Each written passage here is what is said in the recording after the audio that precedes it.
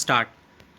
The present appeal is directed against the order dated 1st May 2019 passed by the learned single judge of this court.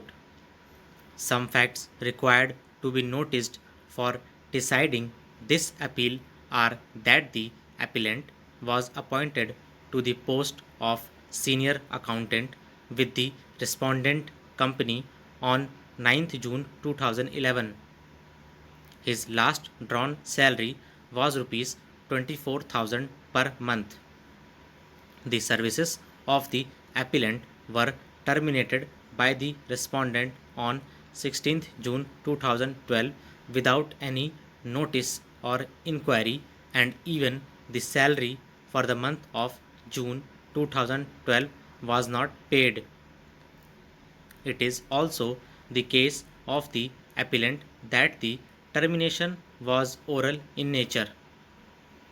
A legal notice was issued on 22nd June 2012 by the appellant seeking salary for the month of June 2012 and bonus as well as other service benefits from the respondent.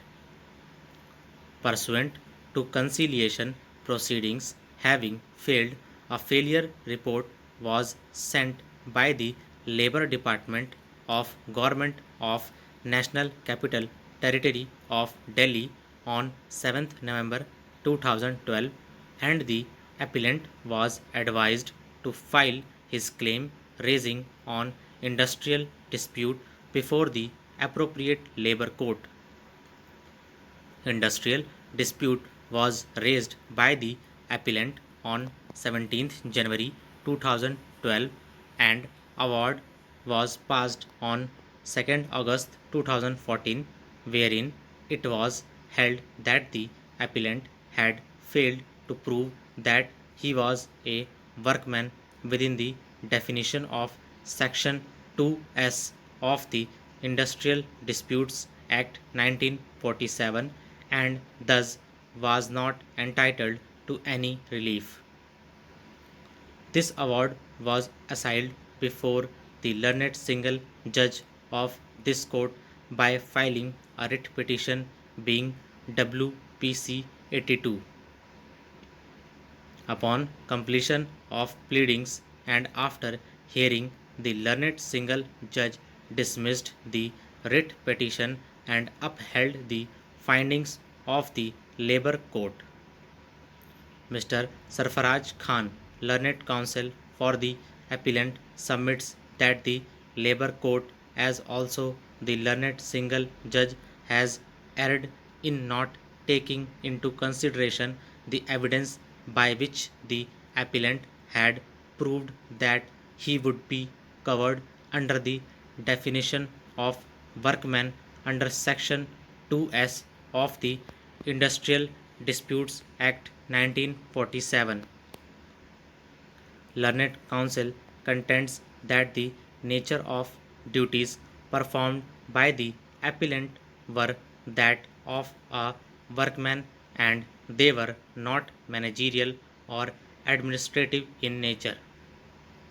Attention of this court is drawn to the evidence.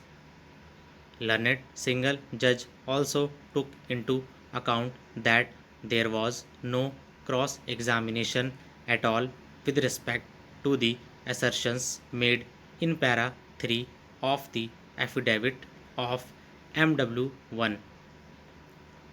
The court has also taken note of the fact that the post of the appellant was that of a senior accountant, and accordingly he was performing managerial and administrative work, although the court was conscious of the fact that merely because of the nomenclature it will not be sufficient to decide as to whether the appellant was a workman or was performing managerial and or administrative work. At this stage, learned counsel for the appellant submits that he would make an application under Section 14 of the Limitation Act. We have no hesitation in saying that in case any such remedy is resorted to by the appellant and concerned court will consider the issue of limitation sympathetically and in accordance with the law and provisions of section 14 of the Limitation Act. So thanks guys, please like, share and subscribe our channel.